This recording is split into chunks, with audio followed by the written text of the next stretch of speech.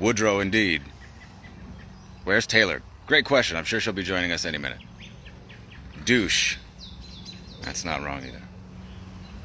20 says I get dropped on. By a bird? I hope not. Hey, Wichita.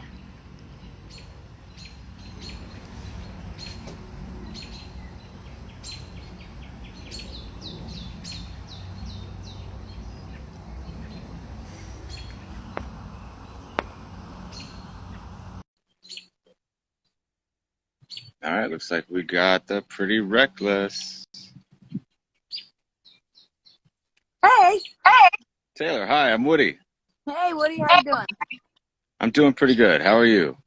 Doing all right. I'm trying to figure out this tech, this new way of doing things. Is Instagram Live new to you too? Very new to me. Yes. This is my third, maybe second attempt at Instagram Live. This is my Uh, third. is your I did it third? once Okay. with my friend to try to figure it out, and then one other interview, and you're my third. We are about the same level of expertise, and that makes me a little more comfortable. Yeah, we're both, yeah, we don't know what we're doing. It's all good. I talked to Rivers Cuomo last week, and he made me feel like kind of an idiot. He seemed like he was doing a little more on online than I was, and I felt like a dummy. So this is cool. This is nice. Congratulations on Death by Rock and Roll. That's a really kick-ass song. Thank you. Thank you. I'm excited it's out, and the reception has been kind of incredible. So you never know what to expect when you release a song, and you certainly don't know what to expect during, the situation we're in now. So it's been pretty overwhelming, the response, honestly. The tone of the song is triumphant. I mean, it's got a, a real swagger, like a rock bravado to it, but the genesis of the song and of the album, it sounds like, it's pretty tragic. Could you talk about it a little bit? Yeah, I mean, Death by Rock and Roll, the song was it's kind of a battle cry to rock and roll. It's, kind of the anthem of rock and roll to me is freedom. So it's the anthem of don't tell me how to live. I'm going to live my life my own way. I'm going to go out my own way, rock and roll till I die. I mean, that's kind of the point of that.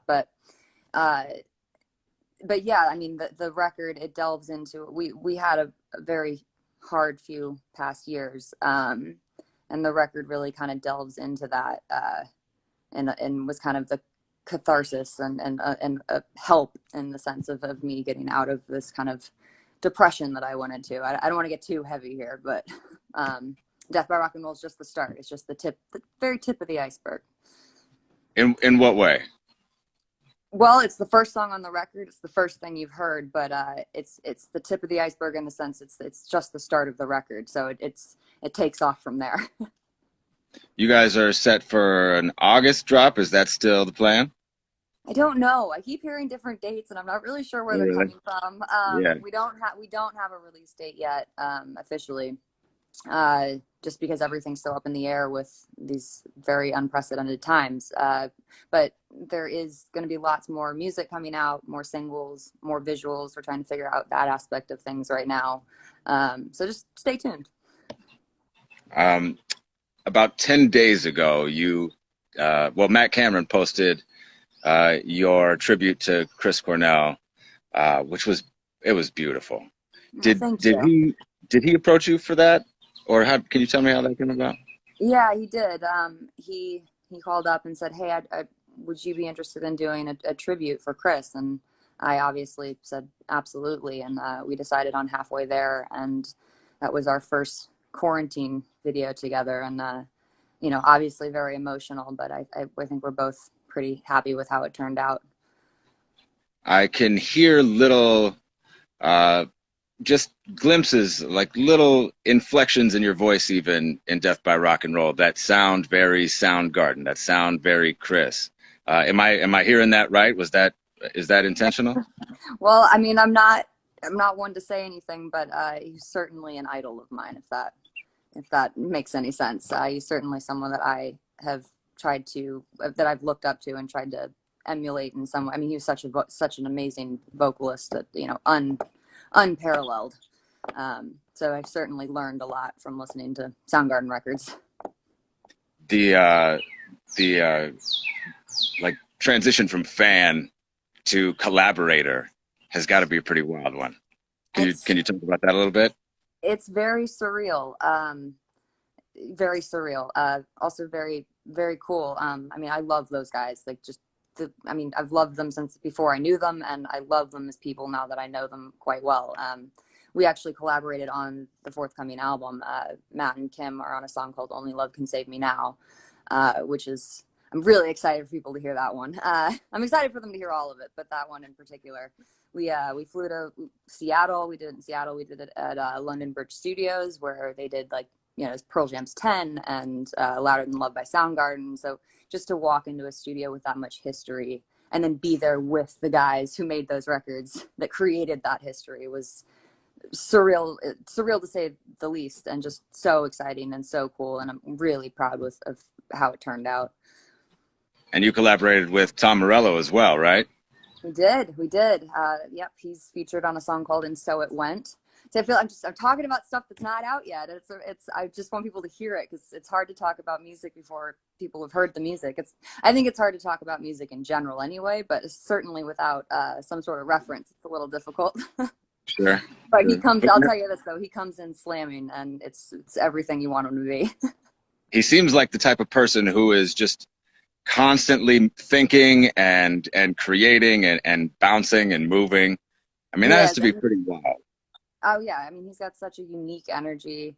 I mean they all do. Everyone has such a distinct personality. Like when Tom Morello comes in, that's Tom Morello. When Kim Thale comes in, that's Kim Thale. When Matt's playing, that's Matt. Like it's such a unique, succinct identity in their playing that just comes crashing in, and it's amazing. You've been doing this more than a decade now. Did you feel like you were able to slip into your comfort zone pretty quickly In what sense? in collaborating with icons?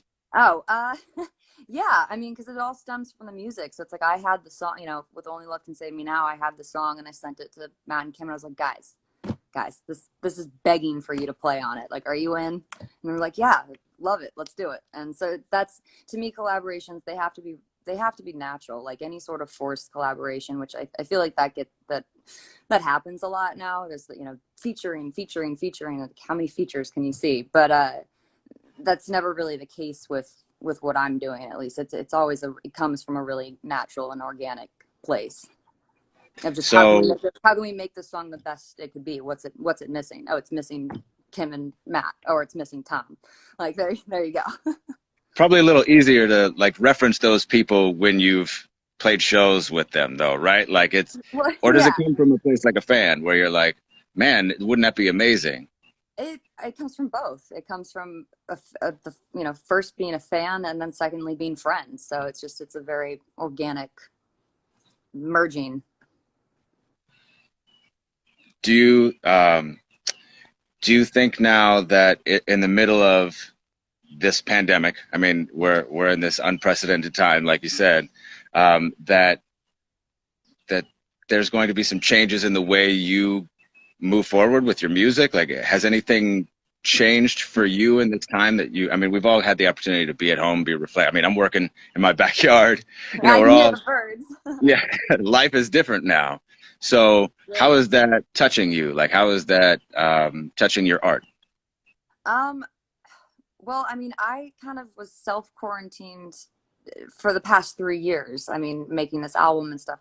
I'm a very private person. I'm very isolated.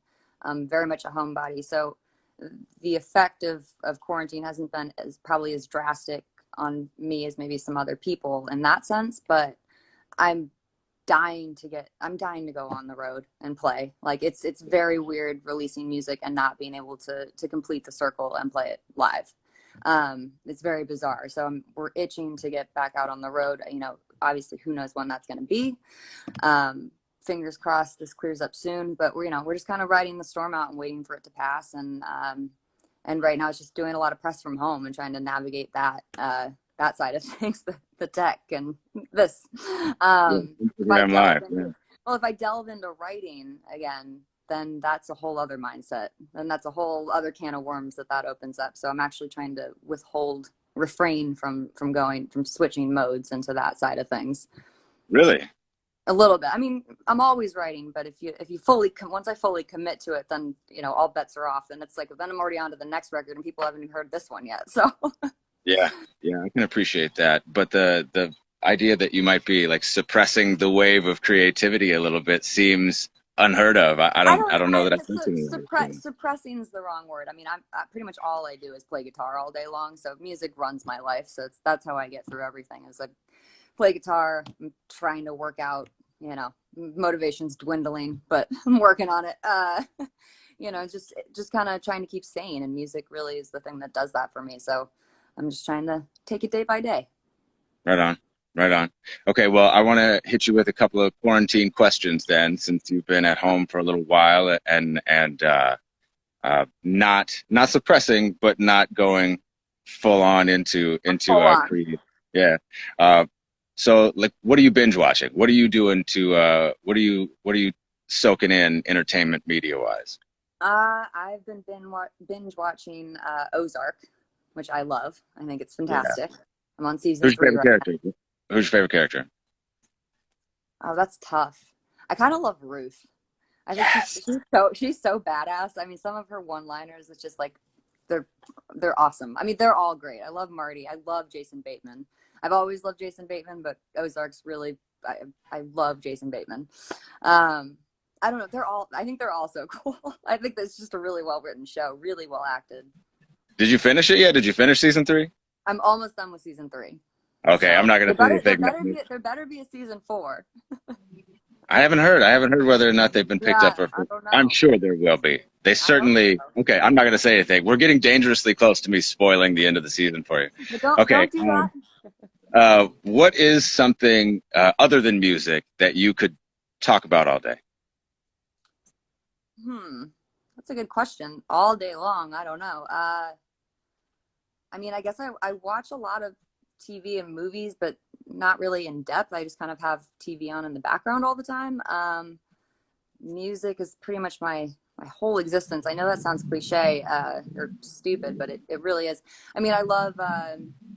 I paint. I sculpt. I do kind of the homebody stuff. Cook. I attempt to cook. I'm a terrible cook. Um, but as far as like talking, I don't know. Our whole band and like everyone all my friends and stuff, we're just giant jokesters. Not practical jokesters, but like no physical jokes, but it's just kind of a barrage of just what can make us laugh today. And no holds bar. Are Nothing's you too guys? far. There's Are you no guys? line.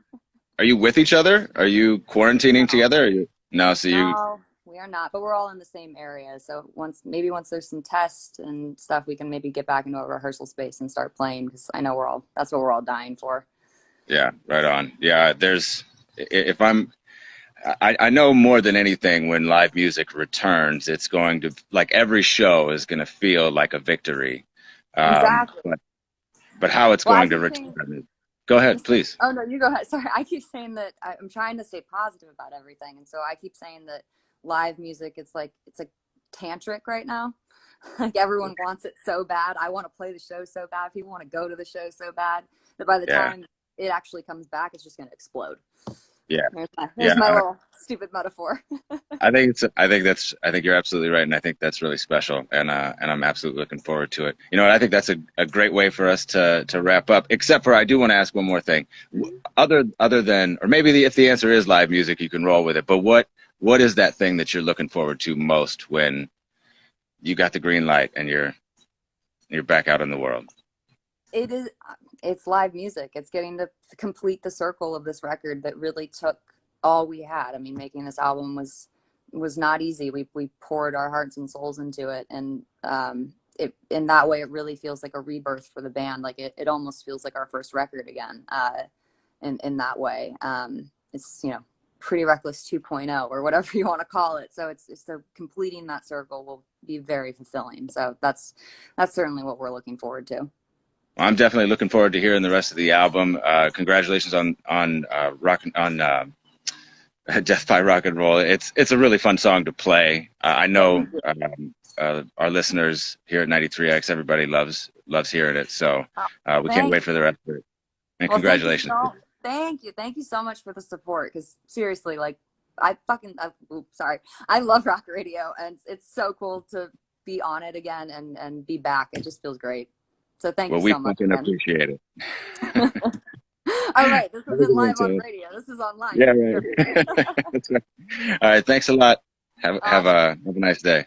Thanks, you too. Stay safe, man. Rock and roll. Appreciate it. Later.